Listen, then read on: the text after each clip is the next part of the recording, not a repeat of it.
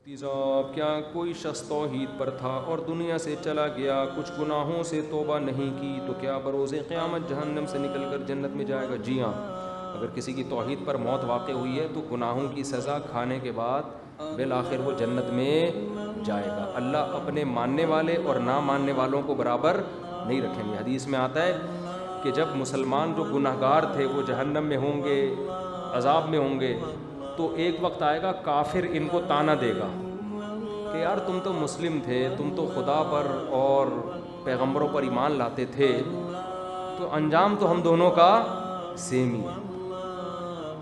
تو اس وقت اللہ کو غضب، غیرت آئے گی کہ جو مجھے مانتے تھے میں ان کو ان لوگوں کے ساتھ کیوں چھوڑوں جو مجھے نہیں مانتے تھے۔ حدیث میں آتا ہے اللہ نکالے گا توحید پرستوں کو کہ جتنے بھی گناہ گار تھے لیکن چونکہ مانتے تھے، اس لیے میرے بھائی گناہ اگر بول تو گناہ ہونے نہ دو، ہوتا ہے تو اکڑو نہیں، اس پہ اچھائی کا لیبل نہ لگاؤ، مانو اے اللہ میں گناہ گار ہوں، میں غلطی پر ہوں۔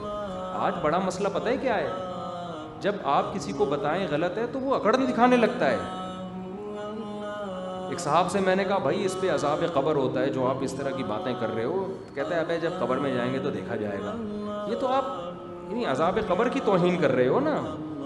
میں نے کہا جب قبر میں جاؤ گے تو صرف دیکھا ہی جائے گا، اس وقت توبہ کی مہلت نہیں ملے گی۔ تو مذاق نہ اڑاؤ میرے بھائی، اگر اللہ نہ کرے گناہ ہو رہا ہے، مانو اے اللہ میں گناہ گار ہوں، میں خطا کار ہوں، میں اس پہ فخر نہیں کرتا۔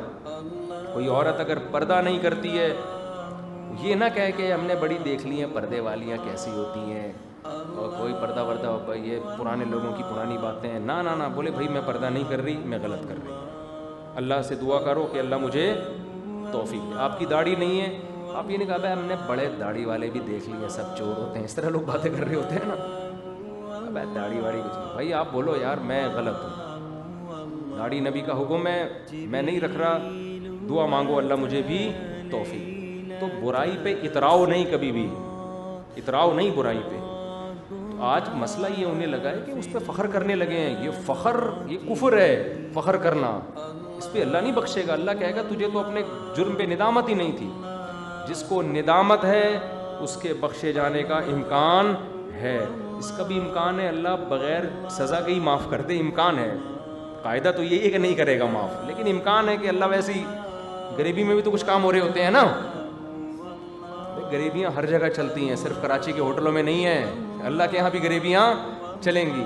4 آدمی جا رہے ہیں، اللہ کہیں گے خاندان کا ایک فرد غریبی میں لے جا، ٹھیک ہے؟ یہ 4 تو اپنے اعمال سے جا رہے ہیں، ایک غریبی، غریبیاں وہاں بھی چلیں گی، لیکن آپ اپنے آپ کو اس غریبی میں نہ لے کر آؤ، توبہ کرو، کیونکہ اگر غریبی نہیں ہوئی پھر کیا ہوگا؟ پھر تو بڑے وہاں کا جہنم کا عذاب ہے بھائی، کوئی چھوٹا عذاب تھوڑی ہے وہ، اللہ بچا کے رکھے ہم سب کو۔ تو اس لیے گناہوں سے بچو، توبہ کرو، گڑ گڑاؤ، معافیاں مانگو، بار بار ہو رہا ہے بار بار توبہ کرو۔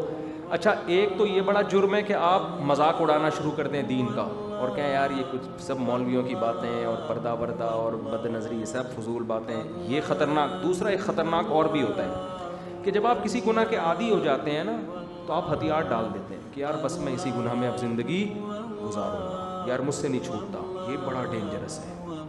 نا نا نا نا آپ ایک گناہ ہو گیا توبہ کرو، ہو گیا توبہ کرو، ہو گیا توبہ کرو، ہو گیا توبہ کرو، ہو گیا توبہ کرو، آپ بولو میں لڑتا رہوں گا ساری زندگی۔ یہ نہ کہو کہ اب مجھے بد نظری کی چونکہ عادت پڑ چکی ہے، یار اب چھوڑو یار، بس کمپرومائز نہ کرو، نا نا نا نا۔ سمجھ رہے ہو؟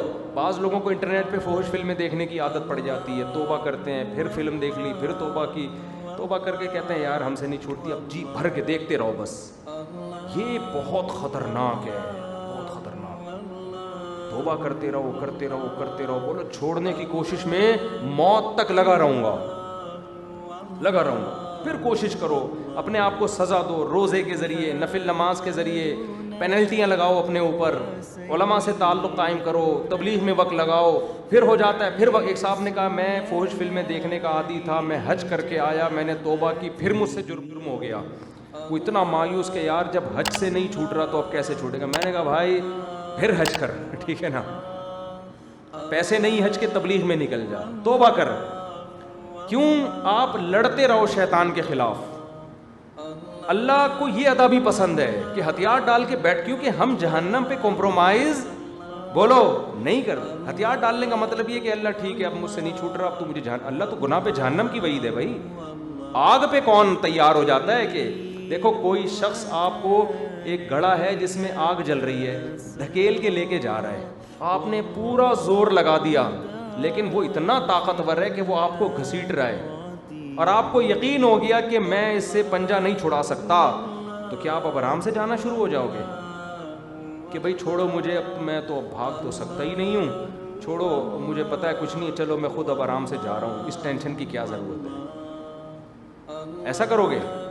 آخری دم تک آپ اس سے اپنا ہاتھ چھڑانے کی کوشش کرو گے جبکہ آپ کو یقین بھی ہوگا کہ نہیں چھڑا سکتا میں. تو جہنم کی آگ بھی ایسا ہی ہے. جہنم سے بچنے کے لیے گناہ چھوڑنا ضروری.